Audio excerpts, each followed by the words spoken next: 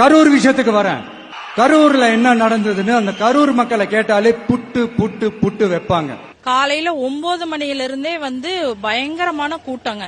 அவர் வந்தது பாத்தீங்கன்னா நைட்டு 7 மணிக்கு தான். நாமக்கல்லையே 8:30க்கு வர்றேன்னு சொல்லிட்டு இங்க வர்றது மத்தியானம் 3 மணின்னு சொல்லியிருந்தாங்க. பஸ் நின்ன வாக்குல அவர் பேசிட்டு போயிருந்தாருன்னா நின்னவங்க அப்படியே நின்னு பாத்துட்டு அவங்க பாட்டு கலைஞ்சிருப்பாங்க. இவங்க பஸ்ஸ நவுத்தவும் தான் பஸ்ஸ நோக்கி போயிருக்காங்க மக்கள். இவங்க நவுத்தவும் பின்னாடியே போக போக ஒருத்தர் மேல ஒருத்தர் இடிச்சிருக்காங்க. விஜய பாக்குறதுக்காக பக்கத்துல இருக்க ஷெட் மேல பசங்க எல்லாம் ஏற ஆரம்பிச்சுட்டாங்க. அந்த ஷெட்ல ஏறனோடனே ஷெட் அப்படியே சாஞ்சிருச்சு.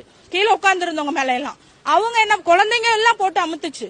அப்ப இவங்க எல்லாம் விழுகுறாங்கட்டு அவங்க எல்லாம் ஓட ஆரம்பிக்கிறாங்க. அவங்க எல்லாம் ஓடும்போது அவங்க மேல விழுந்து இதுதான் விபத்து. பிரச்சனைக்கு முழு காரணமே விஜய் வேகமா வராததுதாங்க, தாமதமா வந்ததுதான் காரணம். இதுக்கு மித்தவங்க எல்லாம் யாருமே பொறுப்பே கிடையாது. அவங்க தலைவர் வேகமா வெளிச்சத்துல அவர் காலையில 12 மணில இருந்து ஒரு 3 மணி 4 மணிக்குள்ள வந்திருந்தாருன்னா 4 மணி நேரம் லேட்ல அந்த பிரச்சனை நடக்கிறதுக்கு வாய்ப்பு இல்ல. இரவு நேரம் அது இரவு நேரத்துல பாத்தீங்கன்னா கூட்டம் நிறைய வரட்டுங்கிறதுக்காக அவங்க லேட் பண்ணிட்டாங்க. லேட் பண்ண கிரௌட் அதிகமாகி ஒருத்தர் மேல சாஞ்சிட்டாங்க. 3 மணிக்கு வந்திருந்தா கூட வெளிச்சம் இருக்குது, சனங்க இருப்பாங்க. 3 மணிக்கெல்லாம் கூட்டம் கணக்கா தான் இருந்தது. அதுக்கப்புறம் இவர் அங்கிருந்து வந்தோடனே ஒரு கும்பல் வந்தது பாருங்க, பின்னாடியே வந்தாங்க.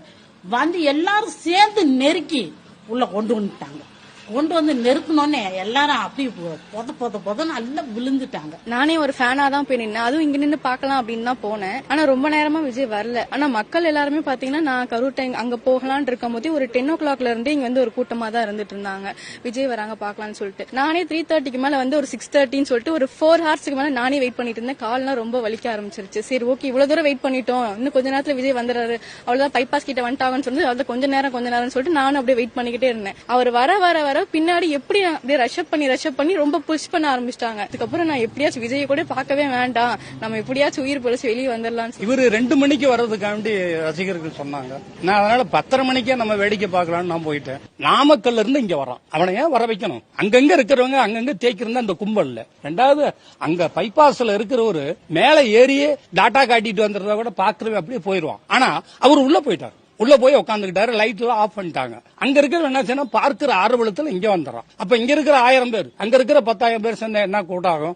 அந்த நெரிசல் ஆகி போய் 12 மணிங்கிறது 1 மணிக்கு லேட்டா கூட வரலாம். 1 மணி நேரம் 1.5 மணி நேரம் 1:30க்கு பேசியிருந்தாங்கன்னா எந்த கூட்டமும் அளவான கூட்டம் தான் இருந்தது. அப்பெல்லாம் அது வாட்டுக்கு பேச கேட்டது இவரை முகத்தை பார்த்தீங்க கூட ஓடி போயிடுவாங்க. அப்புறம் 7 மணிங்கிற போது வேலை கூட்ட சனமெல்லாம் பூரா வந்துடுறாங்க. போக்குவரத்து ரொம்ப நெரிசல். இவர் வர்ற வழியில் இருந்தவங்க எல்லாம் கூட வந்துட்டாங்க. திருப்பூர்காரன் தஞ்சாவூர்காரன் அவங்கெல்லாம் கூட வந்து இவ்வளவு நெருக்கடி ஏற்பட்டு இருந்து 12 மணிக்கு அவர் நடிகர் விஜய் வரதா சொல்லியிருந்தாங்க.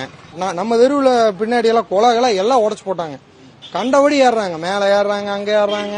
அவங்கள ஒண்ணுமே கட்டுப்படுத்த முடியலீங்க. அந்த மரம் ஒண்ணு விழுந்ததுங்க. அந்த மரம் விழுந்தது எல்லாம் பேனிக் ஆயிட்டாங்க. அப்படியே மரத்து மேல ஏறி எல்லாம் நின்னதையுமே அது மரம் வெயிட் தாங்க அது முழுந்துருச்சு. தட்டி ஒரு பேனர் கரெக்டா ஒரு ரோட்டை ஒட்டியே ஒண்ணு கட்டிவிட்டாங்க.